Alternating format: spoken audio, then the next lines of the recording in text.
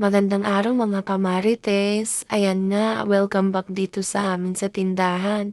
Dahil Lunes na ngayon, first day of April din ngayon. Kaya ayan, kung mapapansin nyo, maaga kami ngayon dahil nakapagpahinga kami ng maayos nung Semana Santa. So, bali, nakapagpahinga ng maayos-ayos ang mga marites niyong tindera at ready na uli makipagbakbakan at makipagsabakan sa hamon ng buhay dahil na maraming ganap nung Holy Week medyo nakakapagod din nung time na yon kasi nga hindi naman talaga totally nakapahinga mga marites nyo dahil marami din namang ginagawa mga marites nyo pag walang pasok.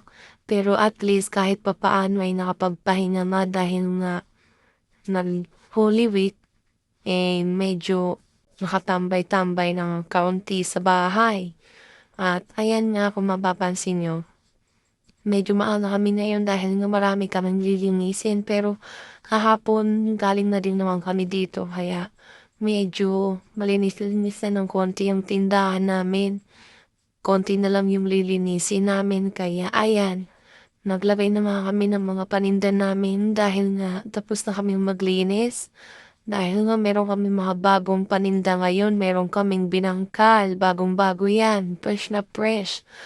Ayan, kung mapapansin nyo naglalagay na rin ako ng mga candy sa taas para mamaya wala nang gagawin ng mga marites yung tindera at uupo-upo na lang dito sa upuan para makapagpahinga ulit.